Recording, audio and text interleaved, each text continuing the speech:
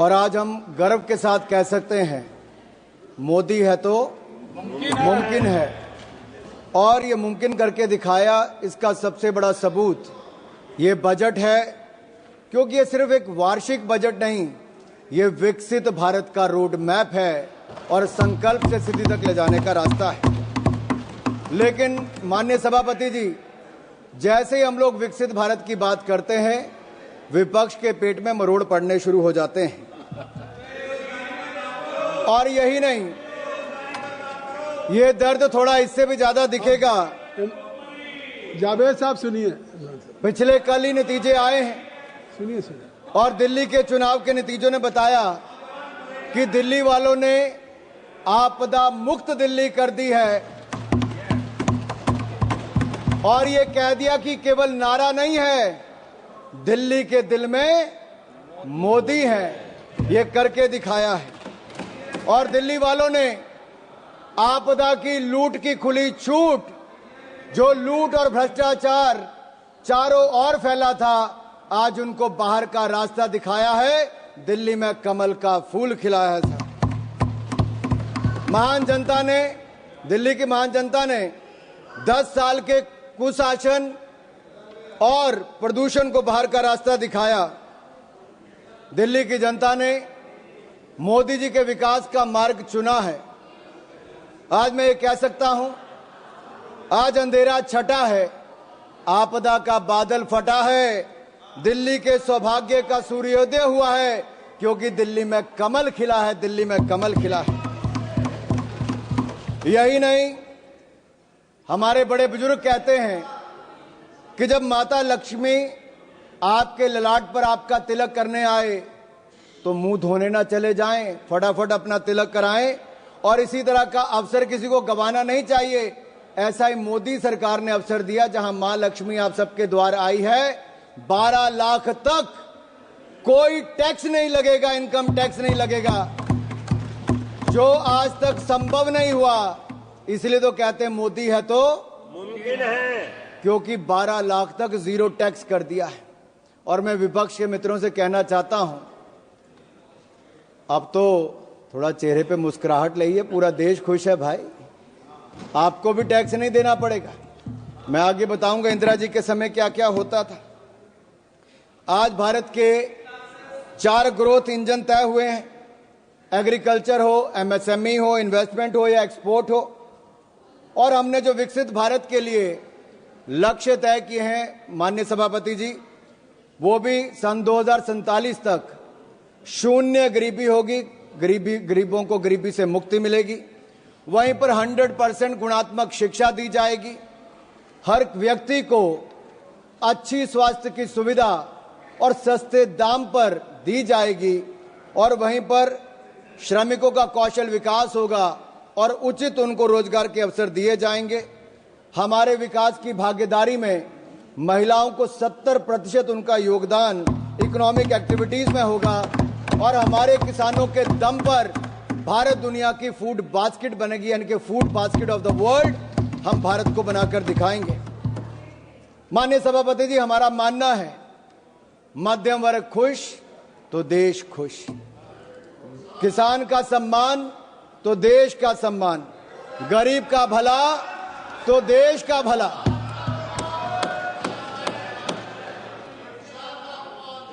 सुनना ही नहीं चाहते सर। सभापति जी, अगर मैंने देश के सम्मान की बात की, गरीब के कल्याण की बात की, मध्यम वर्ग के खुशी की बात की, तो इनको दर्द क्यों हुआ है? क्योंकि 60 वर्षों तक आपने दर्द दर्द और दर्द ही दिया है, और हमने दर्द से मुक्ति दिलाने का काम किया। और वो मोदी जी ने दी मध्यम वर्ग को राहत, तो विपक्ष को हुई आहत। और इनका दर्द दिखाता है, ना इनको मध्यम वर्ग से मतलब है, ना ही गरीब से। और इनका तो वही घिसा पिटा पुराना टेप रिकॉर्ड चल रहा है, कुछ नया तो है ही नहीं, नई सोच नहीं, कुछ नया कहने के लिए नहीं। महोदय, इस बार विदेशी चिंगारी ना होने का असर साफ दिख रहा है, और ये विपक्ष पर विदेशी चिंगारी ना होने का असर साफ दिख रहा है। उधर चिंगारी बुझी और इधर विपक्ष बुझ गया है। समझ रहे हैं ना आप? निशिकांत जी ने सुबह बताया भी था थोड़ा सा, और समझदार को तो इशारा ही काफी होता है। इनके जमाने में इनकम टैक्स का चाबुक चलता था, टैक्स टेररिज्म था, और ये टैक्स का चाबुक चलाने वाले हमसे पूछ रहे हैं कि आपने बजट ऐसा क्यों दिया है। और राहुल गांधी जी क्या कहते हैं? नेता प्रतिपक्ष कहते हैं, Rahul ji calls it as a banded budget. अरे आप लोग घाव देते रहे, हम घाव भरते रहे। Late me say this is not a bandage budget, this is a booster budget, this is a booster budget, this is a booster shot. और जो कहते हैं कि पैराडाइम शिफ्ट की बात करते हैं, माननीय सभापति जी मैं कहना चाहता हूं पैराडाइम शिफ्ट तो आया है। यूपीए के समय स्कैम भारत था, आपके समय 2G स्कैम हो, कॉमनवेल्थ गेम्स स्कैम हो, अंतरिक्ष देवास स्कैम हो, कोल स्कैम हो, अगस्ता वेस्टलैंड स्कैम हो, स्कैम पर स्कैम था। और ये स्कैम भारत से आज सक्षम भारत की ओर कोई लेकर आया है तो नरेंद्र मोदी जी लेकर आए हैं। आज हम बात करते हैं एस्पिरेशनल इंडिया की, स्टार्टअप इंडिया की, विकसित इंडिया की, खेलो इंडिया की। अभी दयानिधि मरन जी खेलो इंडिया की बात कर रहे थे। वो अपने राज्य के खेल मंत्री की बात तो की, ये नहीं बताया कि मोदी जी ने खेलो इंडिया दिया था और तमिलनाडु में कराने का निर्णय हमने लिया था। उस समय मैं ही खेल मंत्री था, मोदी जी ने लिया था। And let me say this to each and everyone, aspirational India will not sit until we make India विकसित। और ये विकसित भारत हम बनाकर रहेंगे। हमारी एक नहीं अनेक योजनाएं उसी दिशा में है। कांग्रेस के समय जब बजट था तो एक फैमिली के वेलफेयर के लिए था। आज मोदी सरकार का बजट नेशनल वेलफेयर के लिए, नेशनल वेलफेयर के लिए। इनके लिए परिवार प्राथमिकता थी, हमारे लिए देश प्राथमिकता है। और इसीलिए आज लगातार हम लोग आगे बढ़ रहे हैं। मुझे पता है आप लोग मिडिल क्लास के नाम पे, आपके चेहरे पे दर्द क्यों दिखा। ये दर्द जो झलका है ना साहब इनका, इनके लिए मिडिल क्लास के वर्ग, टैक्स पेयर, इनकी तिजोरी भरने वाला था। टैक्स तो मिडिल क्लास देता था, घोटालों में कांग्रेसी पैसा खा जाते थे, एक के बाद दूसरा स्कैम करके दिखाते थे। इन लोगों के लिए मिडिल क्लास इनकी तिजोरी भरने वाला है। हमारे लिए मोदी जी के लिए मिडिल क्लास ग्रोथ पार्टनर है, देश के विकास का भागीदार है। इनके समय टैक्स टेररिज्म था, टैक्स कलेक्शन, उस पर प्रेशर बनाया जाता था। हमारे समय टैक्स में राहत दी जाती है और साथ ही साथ टैक्स कलेक्शन बढ़ाकर भी दिया जाता है। One nation one tax, GST लाने का किसी में दम था तो प्रधानमंत्री नरेंद्र मोदी जी लेकर आए। आज रिकॉर्ड जीएसटी कलेक्शन है साहब, 1,75,000 करोड़ रुपया औसतन हर महीने का टैक्स कलेक्शन है। उसका सबसे बड़ा लाभ राज्य की सरकारों को मिल रहा है। और यह बजट केवल जीडीपी का आंकड़ा नहीं, या मैं कहूं जीडीपी का नहीं, जो ग्रॉस डोमेस्टिक प्रोडक्ट आप कहते हैं वो नहीं, ये जीडीपी हमारे लिए है गरीब, देशभक्ति और प्रगति। जीडीपी गरीब, देशभक्ति और प्रगति इनके लिए है। मिडिल क्लास का पैसा अब कांग्रेस के खाते भरने के लिए नहीं, मिडिल क्लास के अपने खाते में जाएगा। क्योंकि मिडिल क्लास के भाई और बहनों, अब आपको 12 लाख तक कोई टैक्स नहीं देना पड़ेगा, आपको टैक्स मुक्त कर दिया जाएगा। राहुल जी जीरो चेक कर लीजिए, 1 जीरो और भी है।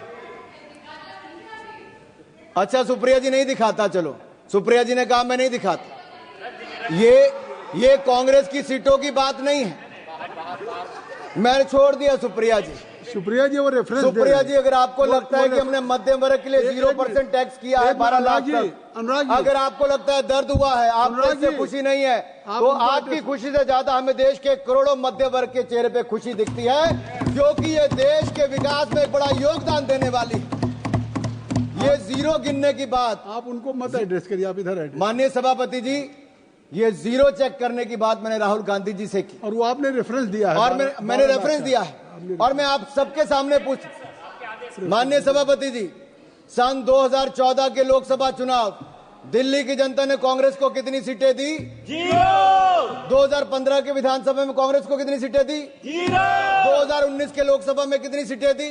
0। 2020 के विधानसभा में कितनी सीटें दी? 0। 2024 के लोकसभा में कितनी सीटें दी? 2025 के विधानसभा में कितनी सीटें दी? 0। अगर ये जीरो का रिकॉर्ड बनाने का काम किसी ने किया है तो राहुल जी के नेतृत्व में कांग्रेस पार्टी ने किया है। आप नहीं, nothing will go on record, nothing will go on record. Sir, ये दिल्ली वालों ने तो कांग्रेस को बड़ा जीरो दे दिया, अब बंगाल में भी तृणमूल का जीरो होने वाला है। Kindly address to the chair. Nothing will go on the record except Anurag Thakur ji. Please you address. Sir, मैं मध्य वर्ग पर टैक्स की बात कर रहा था। सर, मेरा तो उस समय जन्म भी नहीं हुआ था, लेकिन 28 फरवरी 1970, सर मैं जून 1975 की बात नहीं कर रहा जब इंदिरा जी ने इमरजेंसी लगाई थी, मैं 28 फरवरी 1970 की बात करता हूं जब इंदिरा गांधी जी ने बड़ी निर्ममता के साथ इस देश के सामने मिडिल क्लास पर टैक्स लगाने की घोषणा की थी। और मैं एक टेप लाया हूं, मैं सुना दूं आपके सामने। इंदिरा जी का भाषण सुनाऊं थोड़ा सा? क्या कहा? नहीं, जमा कर दीजिए। नहीं जमा कर दीजिए, आप जमा कर दीजिए। नहीं, इनमें से बहुत सारे नहीं, आप सर, अपनी बात। इंदिरा जी ने नहीं सर, ये कांग्रेस पार्टी कहां मैं इजाजत दे रहा हूं? आप बढ़िए। सर, कांग्रेस चाहती है कि इंदिरा जी की टेप ना चले, नियम कहता है कि ना चले, लेकिन मैं आंकड़ा जरूर बताना चाहता हूं कि कैसे इंदिरा जी ने एक और तो इमरजेंसी लगाकर काला अध्याय दिया, लेकिन दूसरा 28 फरवरी 1970 को सरकार के टैक्स स्ट्रक्चर को देख लीजिए, जहां पर कमाई करने वाले जिनको दिन रात मेहनत करते थे उनको डायरेक्ट टैक्स 97.5% लगा दिया गया था। 97.5% टैक्स लगा दिया था। और सर, मैं सुप्रिया जी से पूछना चाहता हूं, मनीष तिवारी जी और अन्य विपक्ष के नेताओं से पूछना चाहता हूं, उस समय का 97.5% टैक्स ठीक था या आज नरेंद्र मोदी जी की सरकार में जीरो टैक्स ठीक है? उस समय 5000 के बाद इतना टैक्स लग जाता था।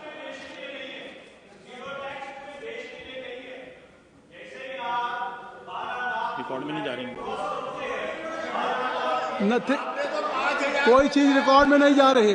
Nothing will go on record except Anurag Thakur ji speech. Please आप कहिए। माननीय सभापति जी, आप उधर क्यों देखते हैं? माननीय सभापति, आप इधर देखिए। मैं आपको ही कह रहा हूं माननीय सभापति जी, ये मनीष जी का दर्द बहुत झलका, क्योंकि इनकी आमदन 12 लाख से ज्यादा हो सकती है, मैं उस पर टिप्पणी नहीं करूंगा, लेकिन जो करोड़ों लोगों की 12 लाख तक की आमदन है, मैं पूरी जिम्मेदारी के साथ कहता हूं 12 लाख तक कोई टैक्स नहीं देना पड़ेगा, जीरो टैक्स है।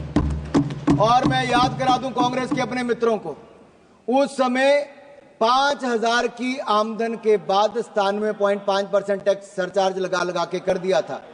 और काला धन अगर किसी के कारण इकट्ठा हुआ, भाई निशिकांत दुबे जी को याद होगा, प्रणब मुखर्जी ने जो अपना व्हाइट पेपर दिया था, उस सब में कहा गया था कि काला धन के पीछे कारण क्या है, तो उस समय की कांग्रेस की नीतियां थी जो काला धन करने के लिए काम करना पड़ता था। यही दिया था कि नहीं दिया?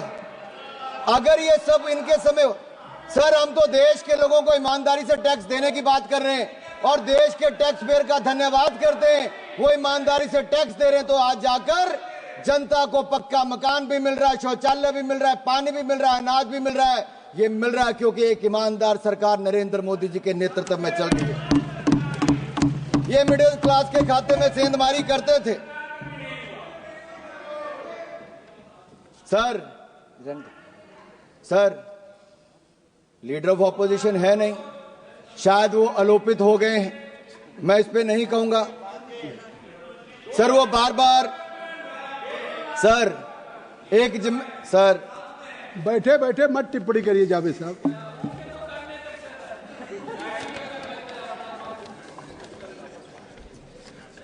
सर मुझे एक दो बातें यहां पे जरूर कहनी है। मैंने मध्यम वर्ग की बात की, लेकिन गरीब की बात जरूर करूंगा। सर, एक राजनीतिक दल ऐसा है जिनके पहले प्रधानमंत्री से लेके मोदी जी से पहले के प्रधानमंत्री, यानी कि नेहरू जी से लेके मनमोहन सिंह जी तक, इन सब लोगों ने गरीबी हटाओ का नारा लगाया, गरीबों को छलने का काम किया और गरीबों के लिए गड्ढे खोदने का काम किया। लेकिन एक गरीब मां के बेटे नरेंद्र मोदी जी ने मात्र 10 वर्षों में कर दिखाया जो आप 60 साल में नहीं कर पाए। 4 करोड़ गरीबों को पक्के मकान बनाकर दे दिए और 3 करोड़ पक्के और मकान मंजूर कर दिए।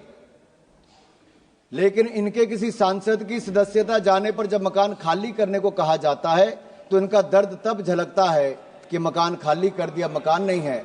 आप सोचो 70 साल तक वो लोग कितने अपने मकान को छोड़ना पड़ता था, और मोदी जी ने तो 25 करोड़ गरीबों को मल्टी डायमेंशनल पॉवर्टी लाइन से बाहर निकाला है। ये अपने आप में दुनिया कहती है कि क्या शानदार काम Narendra Modi. But sir, the people who have a habit to go overseas and speak in universities like Oxford, Cambridge, and they say poverty is a state of mind, तो इनके माइंड दिखते हैं, इनकी सोच दिखती क्या है। हमने विदेशी मानसिकता नहीं रखी, हमने देशी अपना जो तरीका है उससे काम किया, और जहां एक और हमने करोड़ों गरीबों को पक्का मकान बनाकर दिया।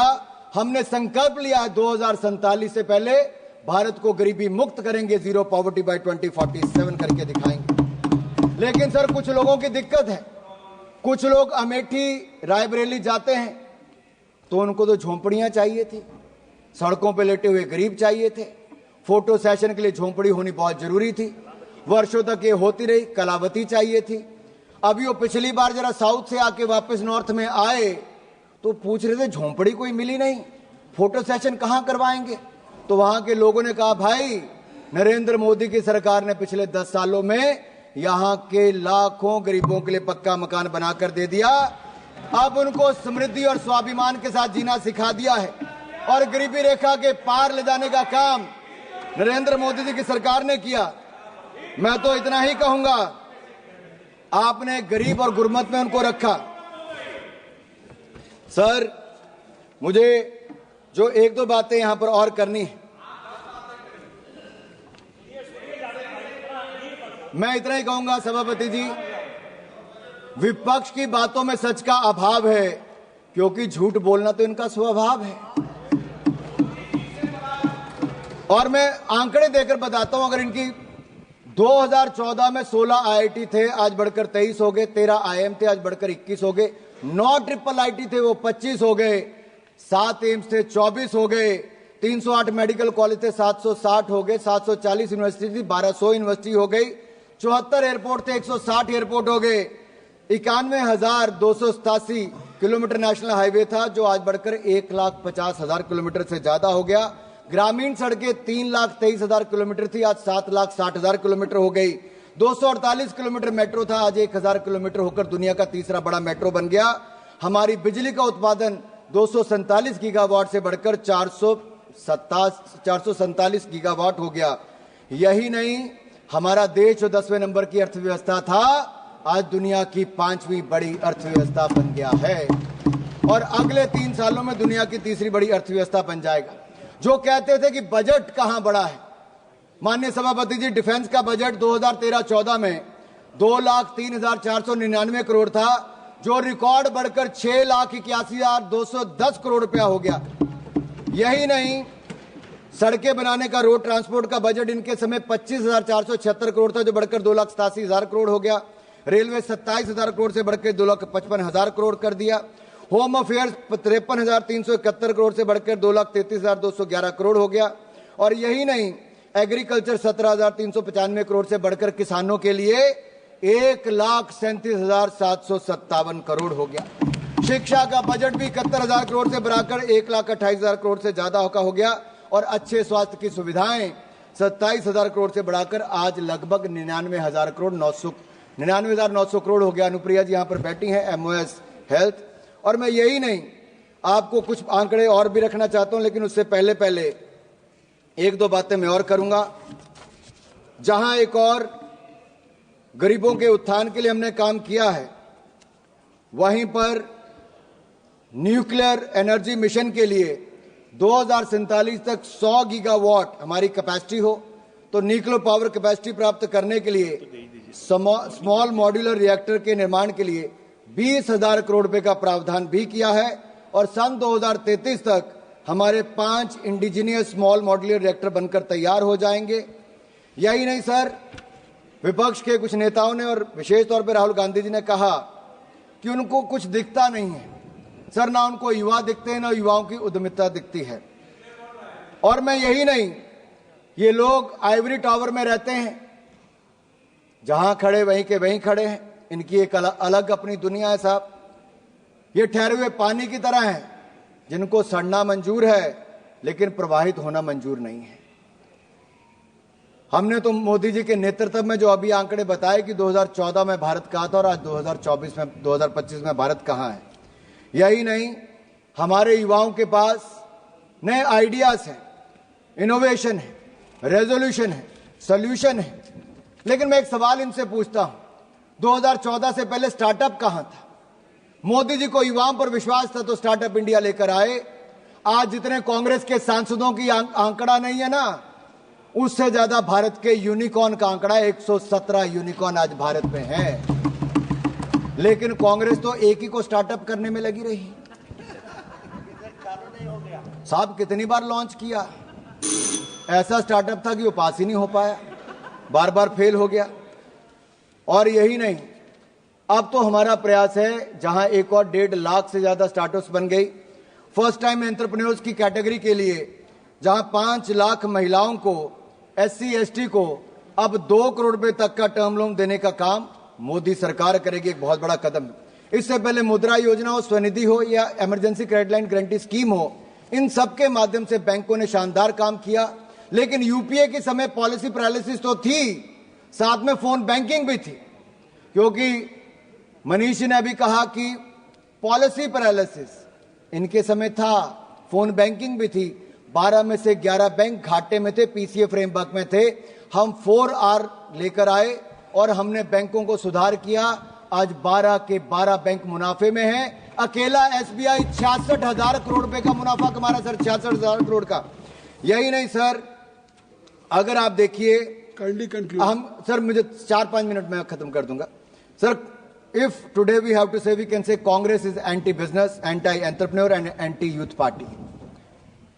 सर, मैं एक आपके माध्यम से देश समाज के सामने, संसद सदन के सामने एक बात रखना चाहता हूं। AI की बात की गई, क्या AI केवल आर्टिफिशियल इंटेलिजेंस की बात है? मोदी ने कहा हम तो एस्पिरेशनल इंडिया को आर्टिफिशियल इंटेलिजेंस के साथ जोड़कर देख रहे हैं। लेकिन AI एक एंटी इंडिया सोच के लिए भी है। सर, वो लोग जो सेंसेक्स के गिरने पर सेलिब्रेट करते हैं, झूमते हैं, जो फाइनेंशियल इंस्टीट्यूशन को डैमेज करने के लिए लगातार प्रयासरत रहते हैं, जो भारत के नुकसान करने की बार बार कोशिशें करते हैं, जो भारत को बदनाम करने का प्रयास करते हैं, क्या आपको लगता है देश के लोग कभी उनके साथ खड़े होंगे? ये AI जो है ना, एंटी इंडिया वाले, इनके साथ कभी कोई खड़ा नहीं होगा। और सर, एक गठबंधन भी बड़ा था। वो कहते हैं ना, 7 फेरे भी लेने हो तो सत्यता, समर्पण और प्रेम ना हो तो वो 7 जन्म का साथ भी नहीं चलता, 7 महीने भी नहीं चलता। और यही इंडी गठबंधन के साथ वो आज तार होता नजर आ रहा है। आज छोटे छोटे दल भी कांग्रेस को कहते हैं कि इनका नेतृत्व हमें नहीं चाहिए। यही नहीं सर, लीडर ऑफ ऑपोजिशन के लिए, नेता प्रतिपक्ष के लिए मैंने पहले भी कहा था कि नेता प्रतिपक्ष का पद जिम्मेदारी और ईमानदारी का है। लेकिन इनसे जिम्मेदारी और ईमानदारी की उम्मीद करना वैसा ही है जैसे किसी बिल्ली को दूध की रखवाली करने के लिए बोल दो sir.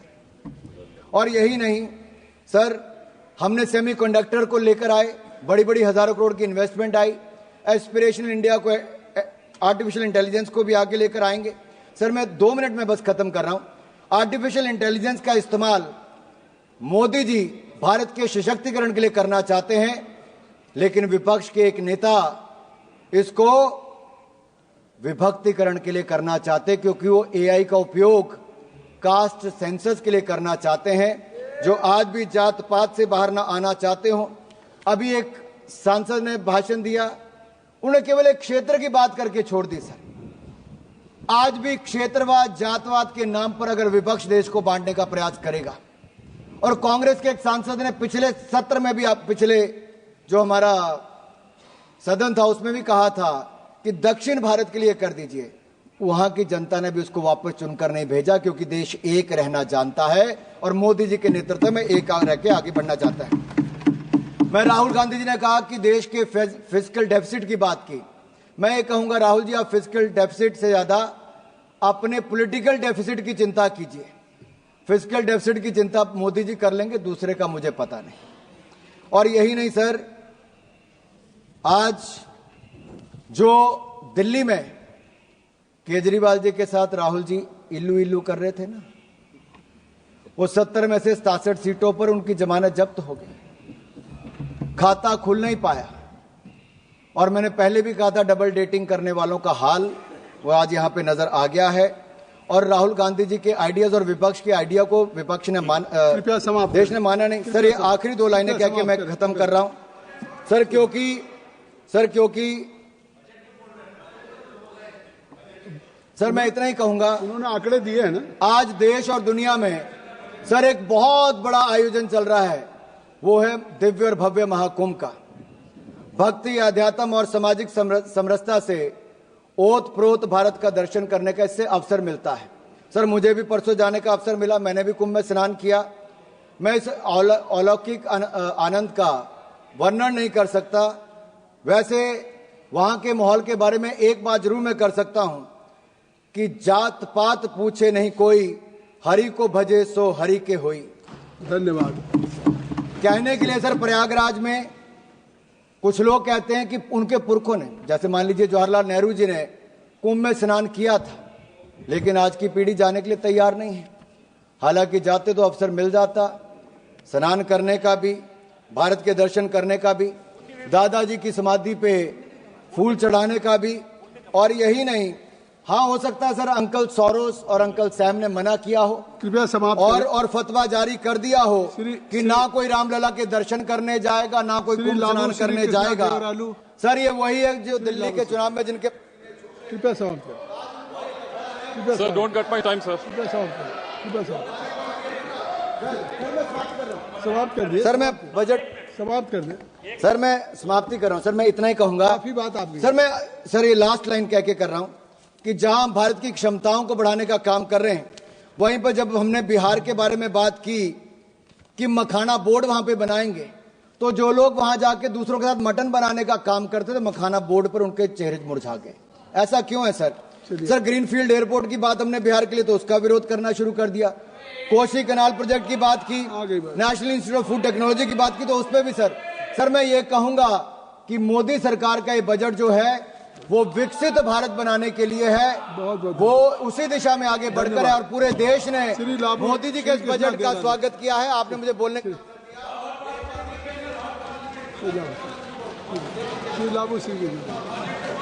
Sir thank you sir for allowing me to speak on union budget. Let him conclude sir.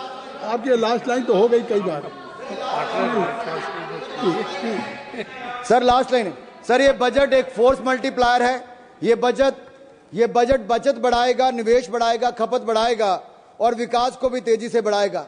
देश की नागरिकों की जेब में, उनके बैंक अकाउंट में पैसा बचाएगा और ये नागरिक मिलकर सब विकसित भारत का निर्माण। जवाब दे दिया।